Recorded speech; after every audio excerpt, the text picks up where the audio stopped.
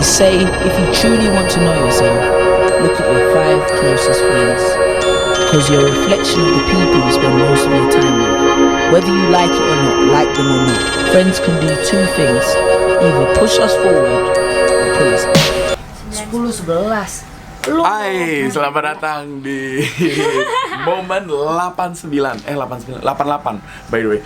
Jadi kita lagi mikirin nih, trainingnya mau dipindahin, katanya Jakarta lagi hot dude. Like me. Juju on the beat, Juju on the beat, Juju on the beat, Juju. Gimana dong? Jadi lagi hot, jadi mau diperpanjang. Kata ibu 34, tapi saya ada di Surabaya. Terus besokannya lagi ada Sanmar, kita semuanya terbang. Gimana dong? Wow. Jadi kita cuma free tanggal. Gak ada dude, udah habis Desember. Gak usah coach training. Udah habis Desember. Free tanggal. Udah nggak ada, coach training udah habis kita Desember. Beneran deh. Jadi kalau mau misalnya diperpanjang, Bakal bisa. Gak apa? Trainingnya dibuat coach training kilat. Gak mau gue. Nggak bisa, ntar jelek-jelek kualitasnya. Ntar kualitasnya jelek, pas postmortem kita lagi dia. Iya. Kecuali postmortem semuanya pada merem aja, boleh mau nggak merem? Udah, ya itu udah saya titipin sama Mas yang Nih Oi. ada yang ngasih yang di amplop coklat Nih, di pagi hari. resepsionis ya. Aku nggak Makasih lagi. ya, Pak. Thank you. Ini dark coklat, man. Yeah, so the chocolate is still chocolate. So anyway, kita lagi mikirin, but stick around to my moment because today I'm gonna answer all of your questions yang masuk ke dalam social medianya gue. Pertanyaannya keren-keren. So today is about Q&A, tapi Q&A-nya terakhir dari klipnya ini, in moment 88. Bisa.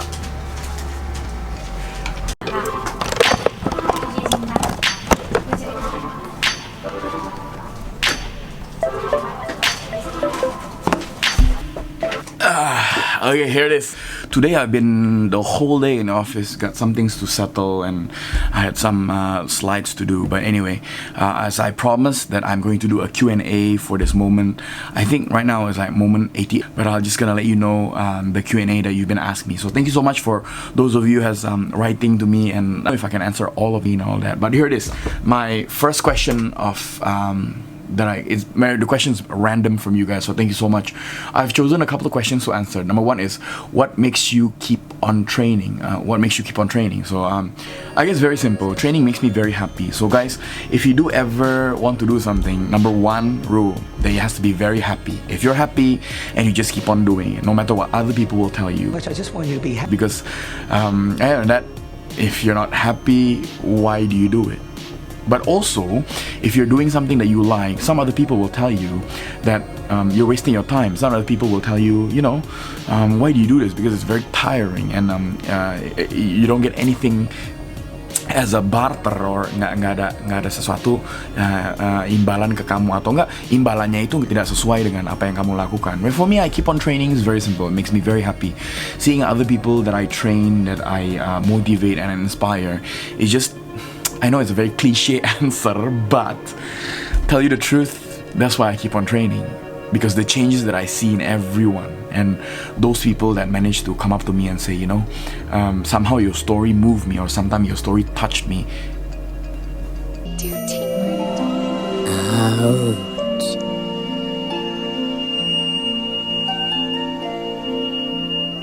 Punch. Great. So it is. Number 2. You guys ask me, are you still scared of flying, or are you still scared of heights? I have no idea why you guys knew I'm scared of flying and scared of heights. Flying for me was, waktu pertama kali gue di sini, flying was very good for me. I mean, I really love flying. Yang namanya training ke kota lain untuk trainingnya tuh cuma 4 jam, trainingnya cuma 8 jam. And sisanya malamnya gue jalan-jalan, kuliner dan lain-lain. It was very fun for me. But until comes to a point dimana gue ngerasa was very crucial. The value of life was very precious, and that's when I knew the percentage of me dying was even more than anything else. I mean, I mean, by survey Google says yang namanya kalau terbang itu percentage-nya lebih aman daripada yang namanya kalau lo naik mobil itu percentage of you getting into an accident itu lebih banyak daripada you fly. But still, dalam sebulan gue bisa terbang 5 atau 7 kali atau 10 kali. In that time along the year dulu pertama kali gue terbang, I was very fun. You know, it was very fun. It was very cool. I wanted to fly, man. And yang namanya baru dapat tiket pesawat tuh kayaknya, wow, so cool. But these days when I fly, it becomes a worry karena pas kejadian dan segala macam, pas turbulence, apalagi sekarang yang got my fear of height, a little bit I conquered a little bit, and the way I conquered it is very simple because now I fly so much, and dulu tuh I cannot sit in the window seat, but now I can actually force myself to sit in the window seat and open the window and actually see how far I am off the ground, and that's the way how I can conquer it. Okay, the third question that you guys asked me is, where is it? Here it is. Kak Ricky, kok vlognya subscribernya sedikit? Makasih banyak loh. Okay, yes, my YouTube channel subscribernya kalau nggak salah sekarang going on 301. Yes, sedikit sih.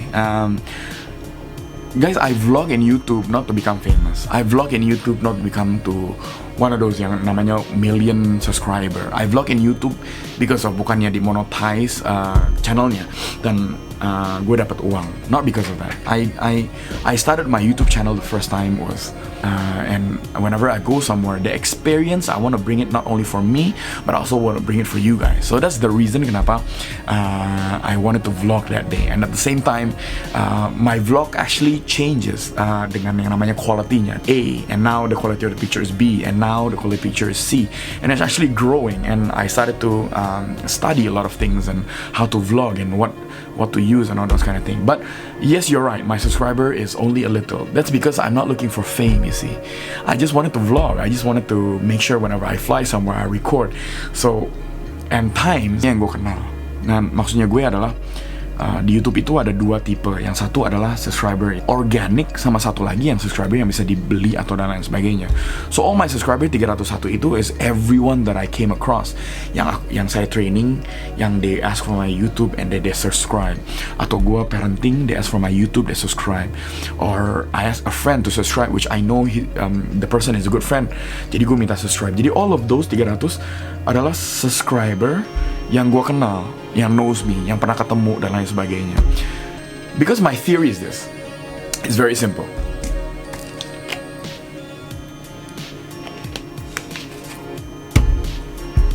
I'd rather have subscriber yang gue kenal daripada subscriber yang banyak, tapi setengah subscribernya gue nggak tahu siapa. Okay, your next question was, in your experience in Japan, which is your last vlog, thank you guys for watching, for your last vlog, which part of your trip you like most from the Japan vlog? Okay, sorry this. Which part suka banget, man, that trip to Japan was something awesome for me. I mean, I've lived in Japan before. I think it was 27 years ago. Gue pernah tinggal di sana 6 tahun. So jadi setelah 27 tahun gue balik lagi ke Jepang. And it was unforgettable. But the moment that I really love was in Gion Street. And there's this place in Kyoto. There's this place yang namanya Gion Street, and it's quite famous. And it's famous di Gion Street for yang namanya geisha. Now, you might think, oh man, he's so naughty. But let me tell you, geisha in Japan, it's not any of the lower. Jadi gini, derajat geisha itu bukan yang paling bawah. Geisha itu benar-benar profesi di Jepang yang benar-benar dihormatin and they really respect. And di paling di atas, let me tell you, sebagai host yang nemenin kamu kalau minum sake, and then mereka jadi temen ngobrol, temen curhat dan lain sebagainya. And let me tell you, geisha itu kalau mau ditemenin sama geisha itu harganya mahal, bisa sampai 3 juta sampai 10 juta. It depends on the geisha. Now on that street, di Gion Street itu, they say geisha itu suka keluar jam 6 sampai jam 7. Itu jam 7 sampai jam 8. Jam 6 sampai jam 8 lah. And katanya kalau keluar kesempatan untuk foto sama geishanya itu, it's very rare. The rare moment untuk foto sama geishanya. So we waited jam 6 sampai jam 7, jam 8 I waited for them to go up. So I waited jam 6. Udah hujan-hujan, gue lagi nunggu di Gion Street. And di vlognya gue ada Gion Street yang namanya Geisha Street. Gue lagi nunggu. And I met one. Kebetulan dia lagi pulang, keluar dari salah satu restorannya. Dia bawa payung yang apa yang kertas, and then dia mukanya putih, dan dia jalan pakai kimono. Serem banget ya mukanya putih, tapi very cantik. Dia pakai kimono, terus lagi hujan-hujan dia jalan, and I found it. Dan di situ banyak orang yang nunggu yang foto-foto dan sebagainya. Tapi fotonya dari jauh. It was, yeah man, I wouldn't take any chances. So I came along and I said to the geisha, and I said, in Japanese of course, I said, "Can I take photo with you?" And this is what exactly she said. She said, "I'm sorry, I don't take photos with guys." And it was that moment. It was the best moment actually, waiting for that part pas dia lagi keluar. Because I want to take that moment. Tapi that moment went past karena dia nggak mau foto. But anyway, it was the best part for me in Japan. I mean, I went everywhere. Universal Studio, I went to Disney Sea, but that was the best part. That moment of 10 minutes was worth it for my trip to Japan. Next question is here.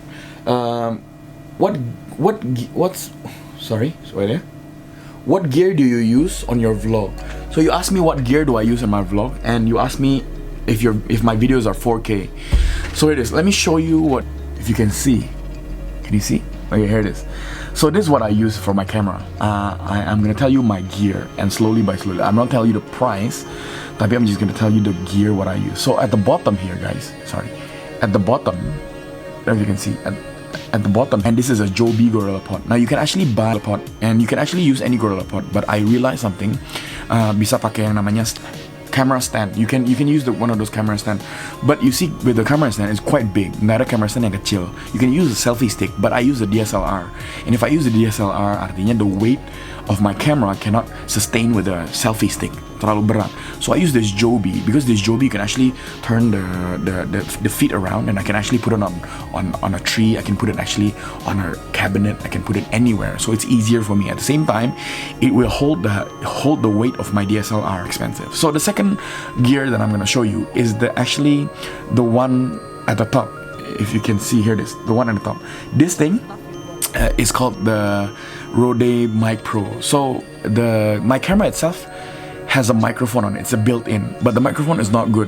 So for me to get a clear when I talk, for me to get a clear voice, I need to buy this thing called the Rode microphone, and it's actually attached to my DSLR, and it's an external mic. Yes, because the voice it's nicer, and you see you have this fur thing, and this fur will actually take away all the wind noises kalau I'm outside. So take it from me, if you guys want to go vlogging, you better get an external mic, or you find a DSLR. Well, I use DSLR, or you find a DSLR or a camera pocket that has an external mic. But I know now the camera pocket sekarang yang lagi the market out there, which is Canon atau Samsung atau yang namanya Sony RX 100 Mark V or something. There's new one.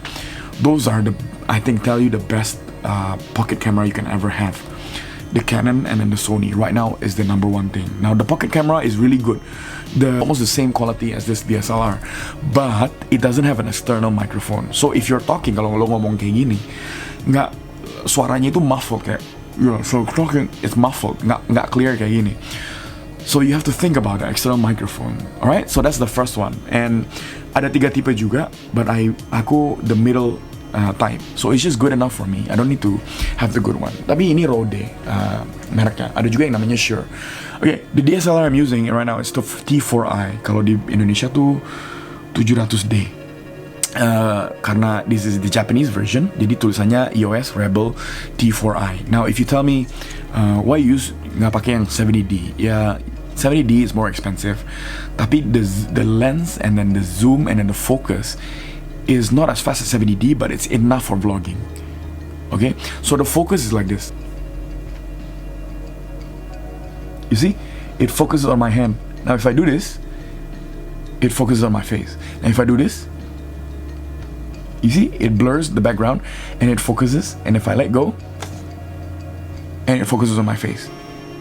Yeah, and to focus. Now the lens also helps. Now the lens I'm using is the Canon 10-18 lens, and this 10-18 lens has it's called an STM lens, so it's a motor lens. So that means when it zooms, it doesn't make sound. Now if you use a standard lens, And when you use it for video, when it zoom, it makes that sound. It goes back and forward and it makes that sound.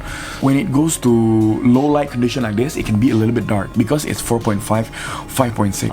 The lens, it's not bad, let me tell you. The lens is not that cheap, but also not expensive. It's in the middle. The one that's hooked up to my SD card is a 64 gig Ultra SanDisk. I think Ultra something Pro SanDisk, 64 gig. So it's not for me to actually just take it out and move the file, because 64 gig for me for a day vlogging is just perfect. So it is good. Now, is it 4K? Actually, it's not 4K. Mine is only 1080, 1080p or 1920. Now, the reason why I don't do 4K is because, guys, when I render this video and it's 4K, size-nya itu gede banget. Now, in YouTube, yes, you can watch 4K, but how many people actually can watch 4K with a stable internet? If you want to watch 4K, you need to have a really good internet for it to stream, and so the video is very good. For me, yang 1080 is just enough. 1080 tuh, you don't need to have a very good internet, tapi streamingnya itu nice, dan the gambarnya itu it's clear juga. So it's just enough for me. 4K, I think, waiting for another 2 years. In Jakarta, you can upload 4K. Because 4K-nya itu yang 10 menit YouTube video, 4K-nya itu bisa kurang lebih 6 giga atau 4 giga. Tapi with mine itu 1 giga sama 2 giga. It's just enough for me to upload. 4K, it's way too big of a file for me to upload. So that's it, guys. Thank you so much for. I'm very happy that I can answer them for you. If I didn't answer all your questions, them by email, by comments, or by Twitter and those kind of things. If you do want to actually write me a question, you can write me anything you like. Now this Q&A will keep on going for, I think I will do it every month or maybe every 2 weeks. It depends how I'm gonna do it. But if you want to write me questions, if you ask me anything about training, or if you want me to motivate you, or you have any difficulties in life or relationship, come and talk to me. And you can actually hit me up, or you can actually email me by my email yang namanya ricky758@gmail.com. So that's my personal email. It's not a company email. Ricky, ricky758@gmail.com. You can actually hook me there, or you can actually add my Facebook, arickysuroso. Or if not Facebook, you can actually add my YouTube channel. You can actually comment to any of my videos, and I will answer your questions for you. Thank you so much, guys, for watching. Keep it real and keep it clean. Vlog positive. See you next time.